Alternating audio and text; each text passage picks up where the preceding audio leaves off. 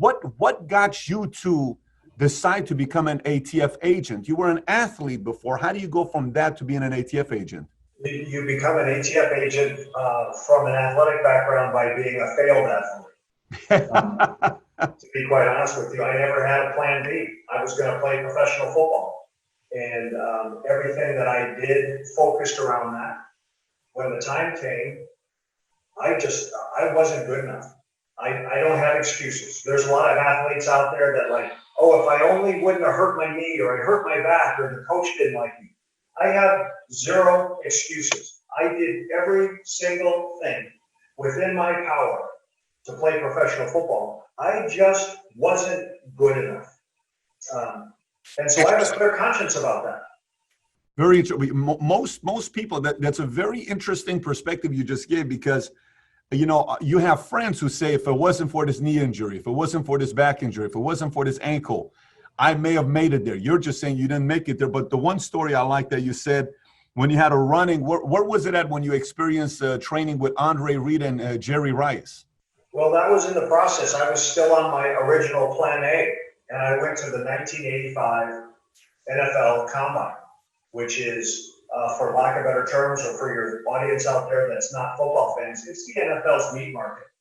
It is where prospective players come in and you're weighed and measured and tested in the presence of coaches and general managers and owners, and they decide whether you are worthy of being a part of their organization.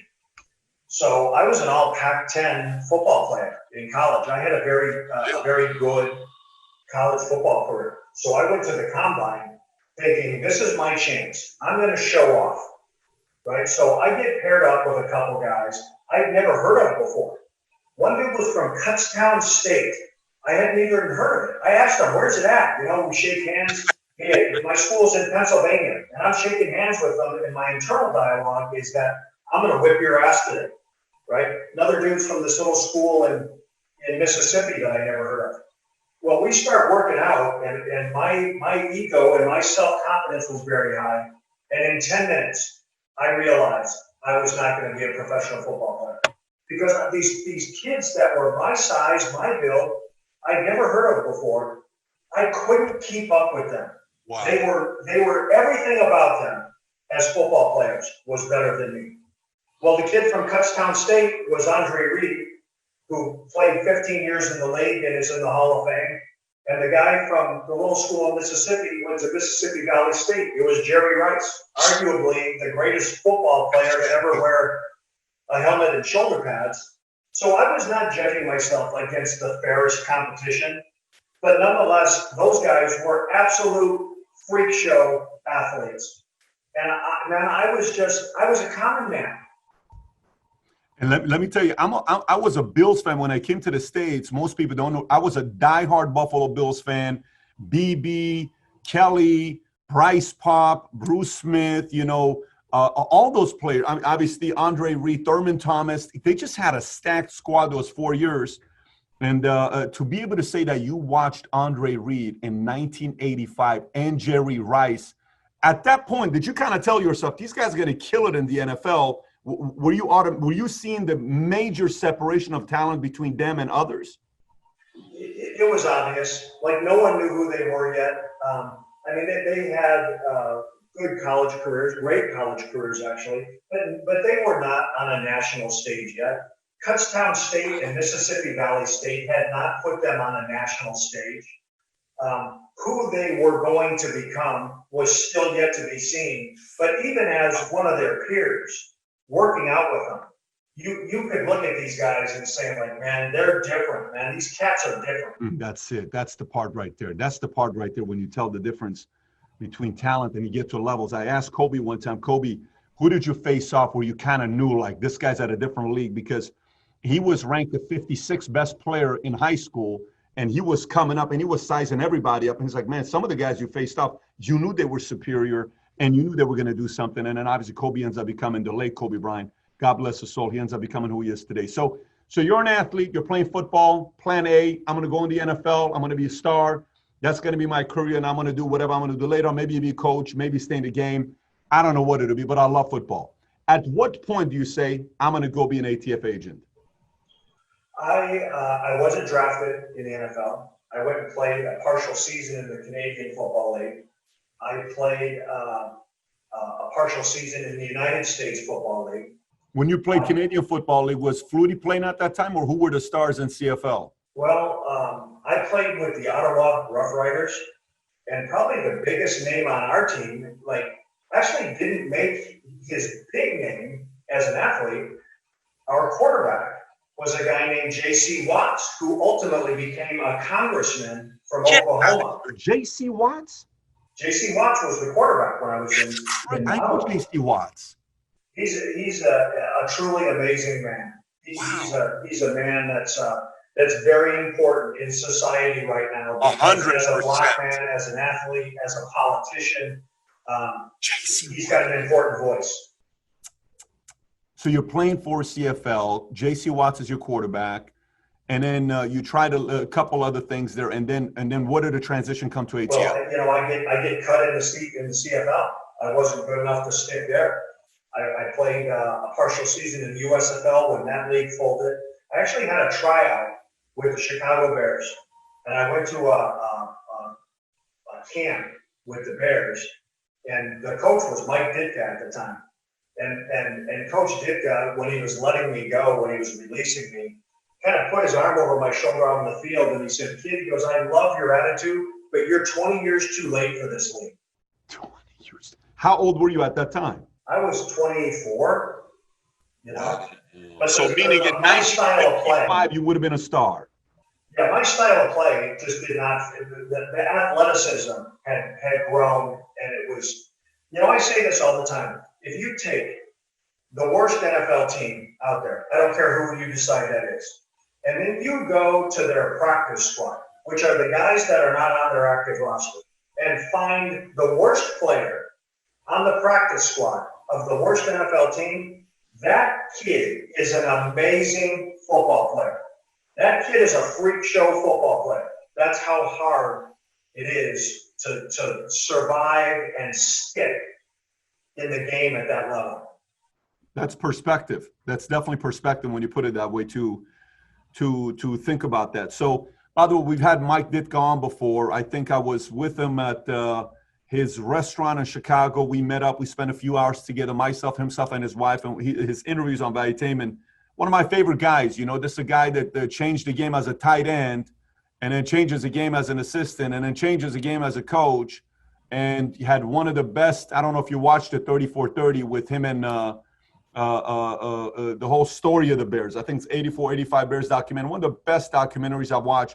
I rented out the entire hotel in New York. I don't remember what the hotel was called, Ohika Castle in New York.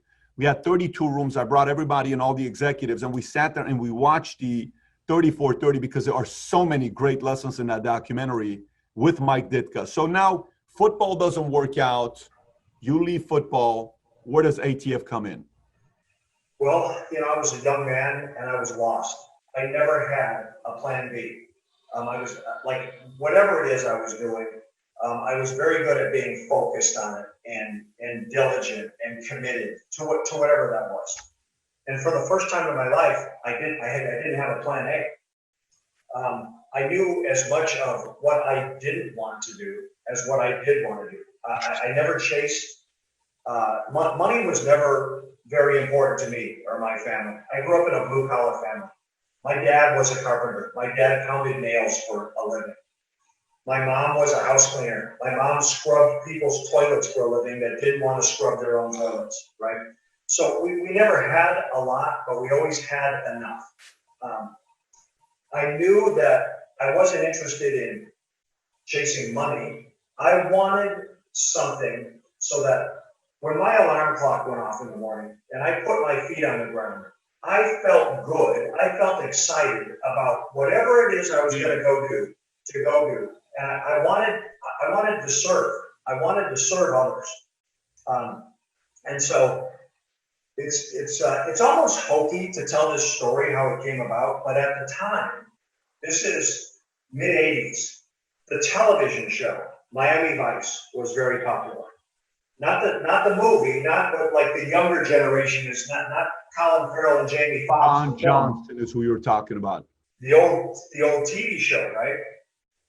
And I saw Sonny Crockett like rolling around South Beach in a Lamborghini with a Hugo Boss suit on and dealing with drug kingpins and going to mansions and negotiating for tons of cocaine and stripper models bringing them martinis. And I was like, man, you know what? I can do that. I can do that. And it grabbed me. It grabbed, like Hollywood grabbed me. What I didn't realize at the time is that Hollywood's version of undercover work is a hoax. It's counterfeit, right? Once I was in it, I realized that Hugo Boss suit that Sonny Crockett wore was a pair of cut-off camos and a wife-beater T-shirt and flip-flops. You know, that Lamborghini was an old beater car. The mansions were trailer parks, and I was rolling up to single wides that were on tilt with aluminum awnings hanging off of them, and rusted swing sets and cars on blocks. And the kingpin in the TV show was some guy sitting at a corner bar with his plumber's crack hanging out who didn't have 2 nickels to rub together. You know, the big massive dope loads that we saw on television. It was an 8-ball of coke that was so stepped on with baby laxative, you'd shit before you get high off of it. Wow. To be quite honest with you, the supermodels that were smoking and joking with Sonny and sitting on his lap, they were like straight skanks with 3 teeth in their head and tits like sweat socks with toes in them, with rocks in the toes. You know, it was anything other than what Hollywood had led me to believe it was. And when I saw the reality of it and realized that the entertainment industry had lied to me, I still loved it, man. I loved every day of it. I loved every day of it. Wow, the fact that you still loved every day of it, that says a lot about the world, because, you know, Gary Nessner, he's the FBI negotiator from, David Koresh with what happened in 1993 at Waco. He got recruited based on watching the Mickey Mouse Club, and he saw J. Edgar Hoover on the show. And he said that's how he decided to become an FBI agent, because that inspired him.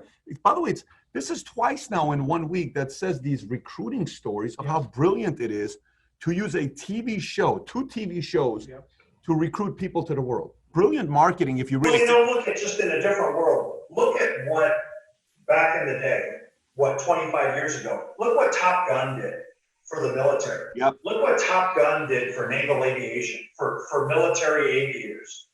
Man, it was like the entertainment business and Hollywood is super powerful. Yes, very true. By the way, I don't know if you know what Hitler did. Hitler did the first Titanic. If you knew the story of the first Titanic, he made the first Titanic, and the director was one of his guys. And the story was making the Nazi soldier the hero. So people around the world have started saying, oh my gosh, what great people these guys are. So you can also use movies to push a lot of propagandas if you wanted to.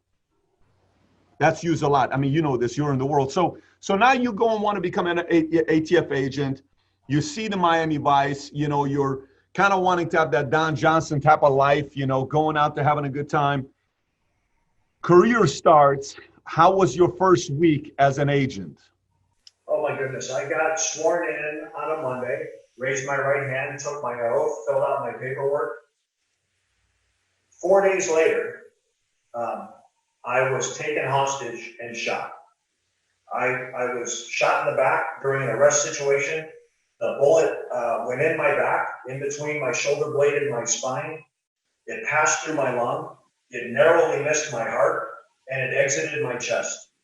So 4 days on the job, and I was laying in the dirt and garbage and dog shit of this trailer park with blood coming out of my chest like you're holding your thumb over the end of a garden hose. And I remember 4 days into it? 4 days. I got hired on a Monday and I got taken hostage and shot on a Thursday. I remember laying there and a pool of blood was growing around me, and an old worn out potato chip bag, like in the breeze, blew through and stuck in the blood and then blew past me, and I was like, oh my God, I am going to die after 4 days on this job in a trailer park. I'm bleeding to death. You know, like 4 days on the job, I hadn't gotten a paycheck yet. That was like, that, I comped on that one. That was a free test drive. And Actually, like knowing that question was coming, have this ready for you. So this shirt, this is the shirt I was wearing the day I was shot. That hole right there is where the bullet went in my back. And this hole right here is where it came out of my chest. So, you know, freaking believable. like a very obviously a very difficult way to start your career.